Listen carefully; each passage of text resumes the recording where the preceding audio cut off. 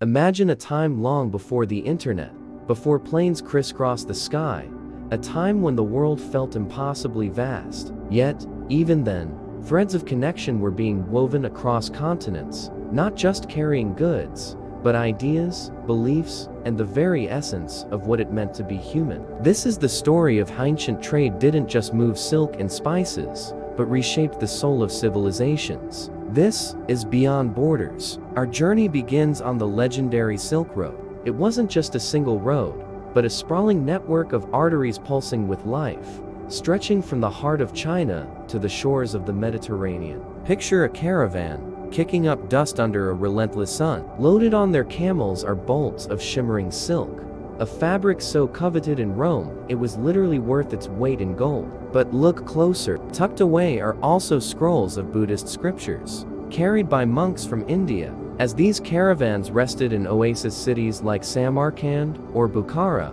they didn't just trade goods, they traded stories. A Roman merchant might hear a Buddhist parable for the first time. A Sogdian trader might learn about a new philosophy from a traveling scholar. In these melting pot cities, cultures weren't just coexisting, they were fusing. The art of the Gandhara kingdom, in modern-day Pakistan and Afghanistan, is a stunning example. Here, Greek artistic styles, brought by the successors of Alexander the Great, merged with Buddhist themes, creating a new Greco-Buddhist art form. Suddenly, Buddha was depicted with the flowing robes and realistic features of a Greek god. This wasn't just art, it was a conversation between East and West, etched in stone. A new cultural identity was born from the crossroads of commerce. Now, let's set sail on the monsoon winds of the Indian Ocean. For centuries, sailors mastered these seasonal winds, creating a bustling maritime highway connecting Rome,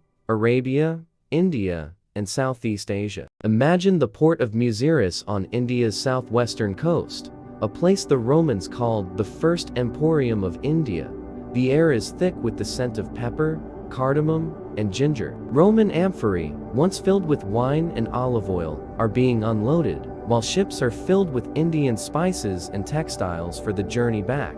But again, the trade was more than material. Along with these goods came people. Roman traders established communities in India, and evidence of their presence can be found in ancient Tamil poetry and archaeological finds. They brought their coins, their pottery, and their religious practices. In Alexandria, on the coast of Egypt, a major hub in this network, a vibrant community of Indian merchants thrived. This constant exchange fostered a cosmopolitan identity in these port cities.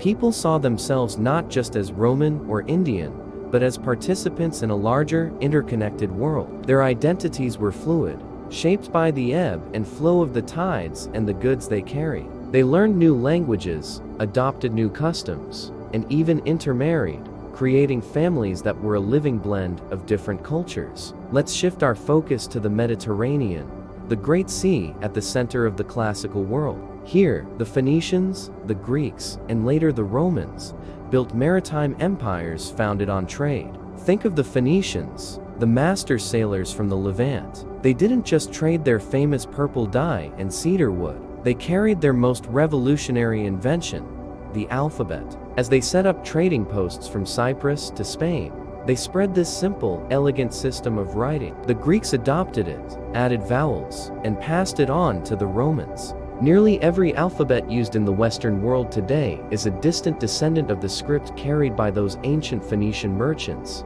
This is a profound legacy. The very tool we use to record our history and express our ideas was a product of ancient trade. It shows how the exchange of goods is inseparable from the exchange of culture. The Greeks, in turn, colonized vast areas of the Mediterranean, not through brute force alone, but by establishing trading cities. In places like Sicily and southern Italy, Greek temples, theaters, and pottery sprang up, influencing local populations and creating a hybrid Hellenic identity that persisted for centuries. But what happens when cultures clash through trade? It's not always a seamless blend. When Rome conquered Egypt, it wasn't just a military takeover, it was a collision of ancient and powerful cultures. Rome craved Egypt's grain, vital resource to feed its massive population, but it also became infatuated with Egyptian culture. The cult of Isis, an Egyptian goddess, spread like wildfire through the Roman Empire,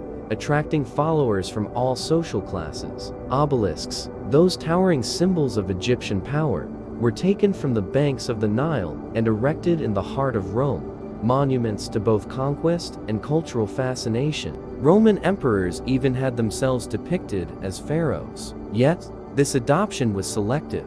Romans embraced the exotic and mystical aspects of Egyptian religion, but maintained their own core social and political structures. This created a complex, layered identity. A Roman citizen could make offerings to Jupiter at the Capitoline Hill in the morning and attend a ceremony for Isis in the evening. Their identity wasn't replaced, it was expanded.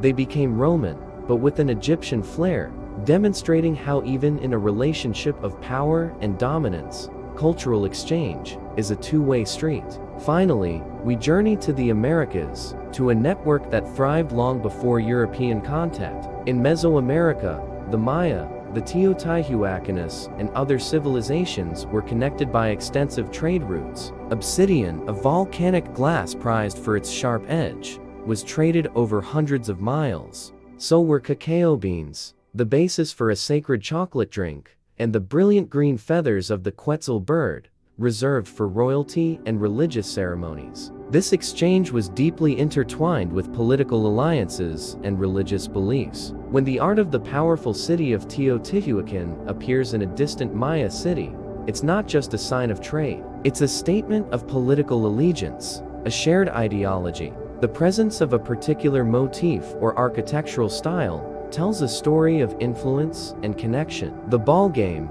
a ritual sport with deep cosmological significance, was played across Mesoamerica, with courts found in cities hundreds of miles apart. The rules and rituals may have varied slightly, but the shared practice created a common cultural language, a pan-Mesoamerican identity that transcended local politics, all facilitated by the traders who walked those ancient paths. From the Silk Road to the Indian Ocean, from the Mediterranean to Mesoamerica, the story is the same. Trade is never just about economics. It's a powerful engine of cultural transformation. It challenges our idea of who we are, expands our worldview, and forges new, hybrid identities from the crucible of human interaction. The ancient world was not a collection of isolated bubbles. It was a dynamic, interconnected web, where the movement of a single pot or a bolt of cloth could ripple across continents, forever changing the course of art, religion, and identity. The echoes of these ancient exchanges are still with us today, in the languages we speak, the foods we eat, and the stories we tell. They remind us that our own identities are not fixed in stone, but are part of a grand, ongoing story of human connection. Thanks for joining us on this journey through time. If you enjoyed this exploration of our shared past, be sure to like, subscribe, and hit the notification bell for more stories that connect our world. See you next time.